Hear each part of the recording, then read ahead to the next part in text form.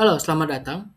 Dalam video ini, saya, Fatin Darwis, NIM 1822404, akan membedah hasil analisis mendalam mengenai pengalaman pengguna pada Edunex Mobile. Aplikasi yang menjadi jantung aktivitas akademik di Institut Teknologi Bandung. Sebagai platform resmi, Edunex Mobile dirancang untuk memberikan fleksibilitas akses bagi mahasiswa dan dosen. Namun, pertanyaan besarnya adalah, apakah aplikasi ini sudah benar-benar dirancang untuk manusia? Atau sekadar memindahkan fitur web ke layar kecil?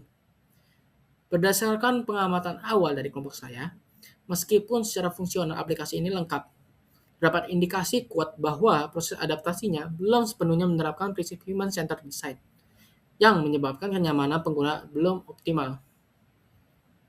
Sesuai judulnya, evaluasi pengalaman pengguna dan penerapan human-centered design pada aplikasi Edunex Mobile. Mari kita lihat antara muka saat ini. Secara struktural, Edunex menyajikan banner informasi dinamis di bagian atas dan 8 ikon navigasi utama di bawahnya, seperti My Course, Presence, Exam, hingga Others. Sekilas terlihat rapi, namun masalahnya muncul pada hierarki informasinya. Tata letak ini disusun berdasarkan fungsi administratif sistem, bukan berdasarkan kebiasaan alami mahasiswa. Akibatnya, meskipun fitur-fitur ini memadai untuk kebutuhan dasar seperti presensi, pendekatan organisasi fitur terasa kaku. Mahasiswa seringkali harus menggali lebih dalam hanya untuk menemukan informasi yang seharusnya bisa diakses dalam satu ketik. Ini hanya indikasi awal adanya celah dalam pengalaman pengguna. Untuk memvalidasi pengamatan tersebut, kami melakukan survei kuantitatif pengguna skala Likert kepada 46 pengguna aktif Edunex Mobile. Hasilnya mengungkapkan beberapa titik frustrasi utama. Pertama, aspek findability atau kemudahan menemukan informasi mendapatkan skor rendah, yaitu 2,39 dari 5. Mahasiswa merasa pencarian materi atau fitur di dalam aplikasi sangat melelahkan dan tidak efisien. Kedua, aspek relevansi informasi hanya mendapatkan skor 2,59 dari 5. Informasi yang tampil di beranda seringkali tidak sinkron dengan kebutuhan mendesak mereka, seperti jadwal yang berubah atau tugas yang hampir tenggat waktu. Namun, temuan yang paling kritis adalah pada aspek feedback dengan skor terendah 2,23 dari 5. Pengguna merasa masukan atau keluhan mereka tidak pernah didengar. Ini menciptakan persepsi bahwa pengembangan aplikasi berjalan satu arah tanpa transparansi. Berangkat dari data tersebut, kami merumuskan rekomendasi desain untuk mentransformasi Edunex menjadi lebih humanis. Solusi pertama adalah restrukturisasi navigasi.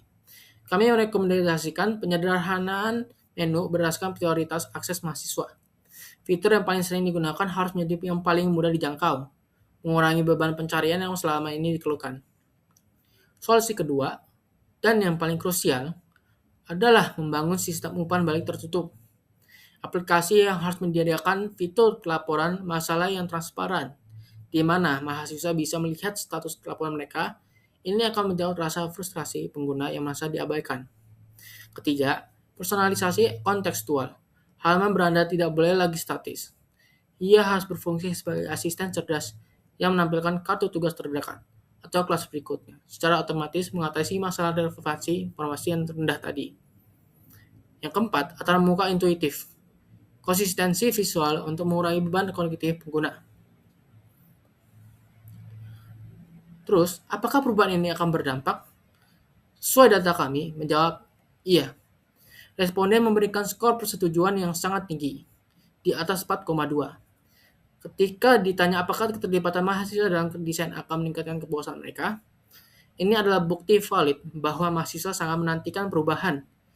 Kesimpulannya, Edunex Mobile memiliki potensi besar.